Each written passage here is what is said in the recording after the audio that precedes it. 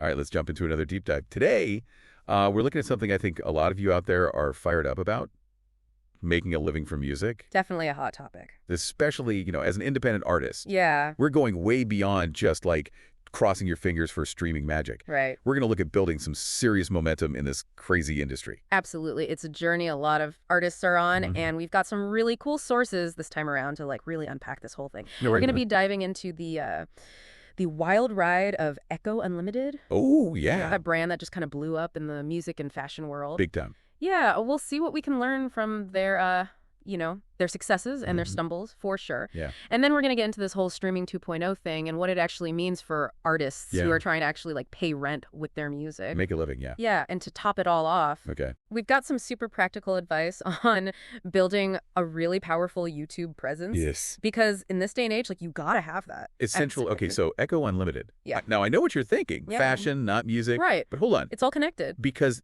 their story, it's all about that independent hustle, starting in a garage selling merch out of a car trunk. Yeah. Sounds familiar, right? Oh, to a lot of artists. Yeah, the classic Very Dog story, and I think it resonates with so many musicians out there. Yeah. It's a good reminder that even for a brand that like reached the heights that Echo did, huge. It all starts with that scrappy DIY spirit. Remember, they even snagged a feature on Good Morning America pretty early on. Oh, wow, yeah. That kind of media exposure, I mean, that's gold. Back then, yeah. Absolutely, and it shows that they were really savvy about getting their name out there. Smart. It's interesting, though. Yeah, I was going to say. They had that iconic Rhino logo, right? The deal with the NFL. Yeah. They really tapped into. Like that whole hip-hop culture. Hey, you'd think they'd be printing money from day one. You'd think so, right? But they lost millions in the early years. It's wild. Happened there. It's a cautionary tale. Yeah. And I think it comes down to this passion doesn't always equal business smarts.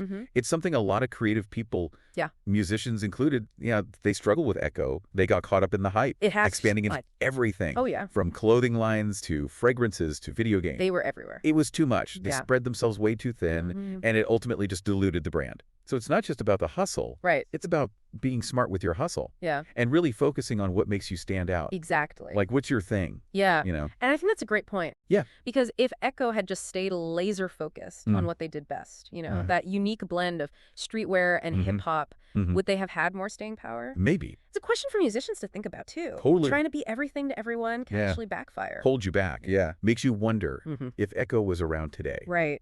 Would they be killing it with that whole direct-to-fan approach? It's an interesting thought. They definitely missed out on that direct connection with their audience. Yeah. That independent artists are building today. Building now, yeah. Exactly. And that brings us to something you mentioned earlier, streaming 2.0. Oh, yeah. It's this buzzword. It's scary. That's making a lot of musicians nervous. Understandably. Yeah. But it might not be the doom and gloom some people are predicting. Really?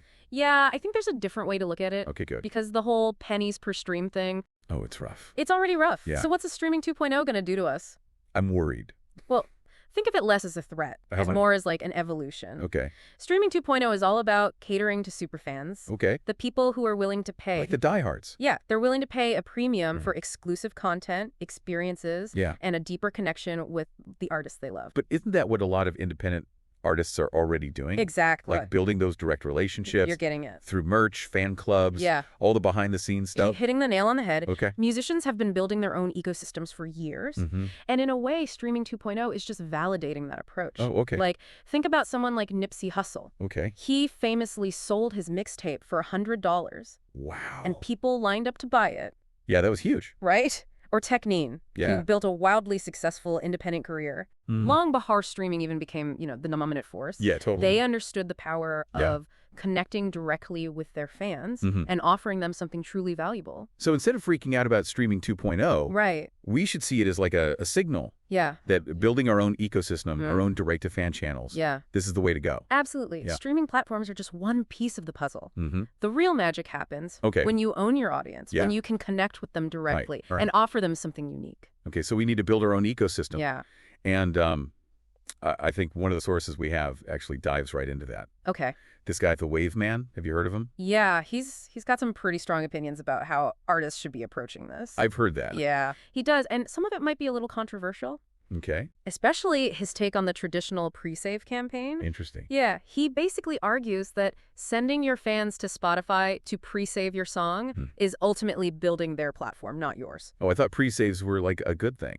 That's what a lot of people think. Yeah. It helps with the algorithms. It gets you on playlists. Right. Yeah. But his point is that you're essentially handing over your precious fan data to Spotify. You're not capturing emails, phone numbers, any information that lets you connect with those fans directly. Right. He thinks artists are giving away too much power. I see his point. Yeah. So what's the alternative? Okay, so how do we build that direct connection and actually own our audience data? He's a big advocate for something called drop pages. Drop pages, okay. Yeah, think of it as a landing page specifically designed to collect fan data. Email addresses, phone numbers, maybe even their favorite song of yours. Oh, cool. In exchange for some kind of exclusive content. So instead of sending them straight to Spotify, you send them to your own page first. Exactly. You capture their information, you build your own mailing list, then you can direct them to Spotify to pre-save or listen to your music. Okay. It's the best of both worlds, right? Yeah. You're leveraging the power of streaming platforms while also building your own independent audience. I like that. Yeah. That's a really interesting strategy. I can already see how that could be a game changer for independent artists. Absolutely. But let's be real. In today's world, yeah, it's not just about email lists. No. You got to have a strong presence on platforms like YouTube. You're absolutely right. And that's where our next source comes in. Okay, perfect. We're going to dive into some powerful insights on how to build momentum on YouTube. Right. Because let's face it, it's not just about uploading a video and hoping it goes viral. Fingers crossed, yeah. There's a real art and science to it. There is. And I think this episode is about to give us a masterclass in that art and science. Awesome. I can't wait. We're going to uncover what it takes to create content that gets seen, build a channel that keeps people coming back for more, and ultimately establish yourself as a force to be reckoned with on YouTube. Nice. And this is advice that any musician, regardless of genre or experience level, can put into action. This is exciting. We've got a lot more to cover. So when we come back, we'll dive deep into YouTube momentum. Sounds good. All right, do it. Welcome back. I'm really liking how we're kind of connecting Echo's journey with what's happening in music today. Yeah, me too. It's like we're looking at a case study. Totally. You know, what to do and what not to do. Yeah, and it really feels like we're finding a clear path for musicians to build, like, lasting careers, you know? Totally. No more just throwing music into the void and hoping something sticks. Right. Got to have a plan. We're talking about building a real structure. Absolutely. And a crucial part of that structure, as we were saying, is YouTube. Oh, yeah. It's not just a place to upload music videos anymore. It's a platform, you know, for connecting with fans, building your brand, showcasing your personality. It's everything. But there's a lot of noise out there. So much. How do you cut through and actually get people to notice you? That's the million-dollar question. It is. And luckily, we've got Appleyn's video breaking down some seriously smart strategies. Yeah, she's got some great insights. This idea of channel momentum really caught my attention. Oh, yeah. It's a powerful concept. It's like each video builds on the last, creating this, like, snowball effect. Exactly. And that's where consistency comes in. Okay. Remember how Echo tried when they overextended? Tried to be everything to everyone. Yeah, they got a little lost. The same thing can happen on YouTube. Oh, interesting. If you're all over the place with your content. Okay. You're not going to build that loyal audience. So it's not just about making great videos. Right. It's about making the right videos for the right people. You got it. Consistently. And that's where Epperlin's 80% rule comes in. Exactly. That's a great rule of thumb. Yeah. She suggests that 80% of the audience from your previous video should be interested in your next one. That makes sense. It's about keeping your content focused and attracting viewers who are genuinely interested in what you have to offer. Okay, so if you're a musician who makes, let's say, like, indie folk music. Right.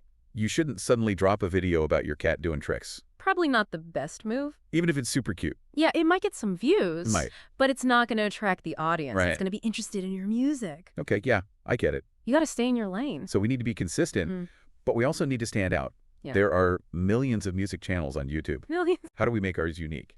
That's where Appleyn's video recipe comes in. Ooh, video recipe. Okay. Think of it as your secret sauce. Love that. The combination of elements that makes your videos uniquely you. So what are the ingredients of this secret sauce? She breaks it down into 3 key areas. Okay. Personality, production, and content value. Right. You need at least 2 out of 3 to really make a mark. Okay, 2 out of 3. Got it. Let's take personality. All right. Someone like Nerdforge. She brings this chaotic, high-energy vibe to her videos. Oh, yeah, she's great. Right. It's part of her brand.